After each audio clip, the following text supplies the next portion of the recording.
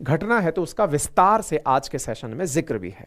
जिक्र है कौन है सूचना सेठ जिसने अपने बेटे की हत्या की।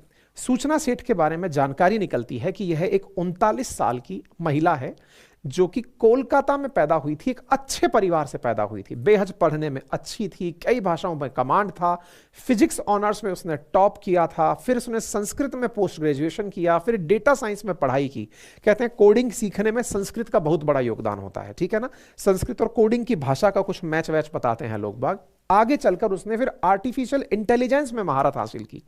साथ ही साथ दुनिया की कई नामचीन यूनिवर्सिटीज में आर्टिफिशियल इंटेलिजेंस यानी आर्टिफिशियल इंटेलिजेंस के जो एथिक्स हैं वो घूम घूम कर दुनिया को नैतिकता के पाठ पढ़ाती थी कि क्या सही होगा आर्टिफिशियल इंटेलिजेंस में, क्या नहीं किया जाना चाहिए। और इस काम को करते करते इसने माइंडफुल एआई नाम से खुद का एक स्टार्टअप शुरू किया। लिंक्डइन प्रोफाइल जो इसकी उपलब्ध है, जहां से दुनिया के लोग जानते हैं एक दूसरे बड़े आदमी के बारे में, वहां पर इसके बारे में पता चलता है कि ये दुनिया को ज्ञान देती थी एज ए डेटा साइंटिस्ट और आर्टिफिशियल इंटेलिजेंस में ये एथिक्स एक्सपर्ट्स थी। 12 साल का इसको अपने कैरियर में अनुभव था। 100 प्रतिभाशाली महिलाओं के लिस्ट में यह शुमार थी। डेटा एंड सोसाइटी में मौजिला फेलो, हार्वर्ड यूनिवर्सिटी की बर्कमैन क्लेन सेंटर में फेलो, रमन रिसर्च इंस्टीट्यूट में रिसर्च फेलो यह महिला रह चुकी थी। और इसने AI, ethics, machine learning system के डेवलपमेंट और स्केलिंग के लिए एक्सपर्टीज हायर की थी। एक इसका ट्वीट है 2020 का जिसमें ये 100 उन महिलाओं में शामिल थी जो एथिक्स सिखा रहे थे आर्टिफिशियल इंटेलिजेंस में, यानी कि ये आर्टिफिशियल इंटेलिजेंस के उपयोग में क्या नैतिकता होनी चाहिए, दुनिया को ये ज्ञान देना चाहते थे। ठीक है, आगे बढ़ते हैं साहब। ऐसी स्थिति में इस महिला की लाइफ किस तरह के स्ट्रगल से गुजरी, क्या इसकी लाइफ का वो एंगल था जो कि इस स्टोरी तक पहुंचा, अब वो जानना जरूरी होगा। इस महिला के पति जिसका नाम है वेंकट रमन, वो केरल के रहने वाले हैं और सूचना कोलकाता की रहने वाली हैं। 2010 में दोनों की बेंगलोर में मुलाकात होती है। बेंगलोर में पढ़े लिखे लोग स्टार्टअप कल्चर के अंदर, कंपनियों के अंदर जॉब करने अक्सर जाते हैं। वहां पर इन दोनों की मुलाकात होती है। दोनों में मुलाकात हुई, दोनों में प्यार हुआ, दोनों की शादी हो गई। चूंकि दोनों अच्छे पढ़े लिखे परिवारों से थे, रमन भी अच्छे पढ़े लिखे परिवार से था, सब कुछ सही चल रहा था। 2019 तक, जब तक कोरोना नहीं आया था, दोनों प्रॉपर तरीके से अच्छे से रह रहे थे और 2019 में इनके एक बेटा होता है। 2020 में कोरोना आ जाता है। अच्छा, कोरोना के काल में बहुत सारे लोगों के रिश्ते बिगड़े भी हैं। जो हस्बैंड वाइफ कभी एक दूसरे के साथ समय नहीं बिताए थे, अचानक कोरोना ने उनको एक दूसरे के साथ ला दिया। बहुत सारे तलाक के केसेस कोरोना के काल में फाइल हुए थे। क्यों? क्योंकि लोगों को एक साथ रहने की, एक दूसरे के साथ समय बिताने की असल में आदत नहीं थी। सब चले जा रहे थे वर्कोहॉलिक सोसाइटी के अंदर, लेकिन जब वर्क फ्रॉम होम होने लगा तो एक दूसरे के बारे में ज्यादा जानने का मौका मिला, और ज्यादा जानने का मौका मिला तो कई परतें खुलती चली गई।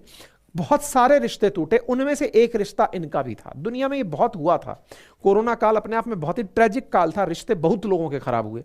ऐसी स्थिति में इन दोनों के बीच इतने रिश्ते खराब हुए कि 2021 में सूचना ने पति से अलग होने का फैसला कर लिया और उसने वेंकट रमन जो इसके पति थे उन पर बेटे के साथ मारपीट करने और इनके साथ मारपीट करने का आरोप लगाया।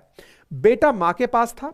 इस अलगाव के बावजूद वेंकट अपने बेटे से मिलने के लिए सूचना के पास आया जाया करते थे, लेकिन सूचना बेटे से पति को मिलने नहीं देती थी। मामला बहुत बिगड़ा तो यह मामला अदालत पहुंच गया। दोनों के बीच तलाक की अर्जी डल गई और दोनों की ही अपने बेटे पर कस्टडी की लड़ाई चलने लगी कि बेटा मेरे साथ रहेगा या मां के साथ रहेगा। बाप बेटे, मां बाप में बच्चे को लेकर लड़ाई होने लगी कि किसके साथ बच्चा रहेगा।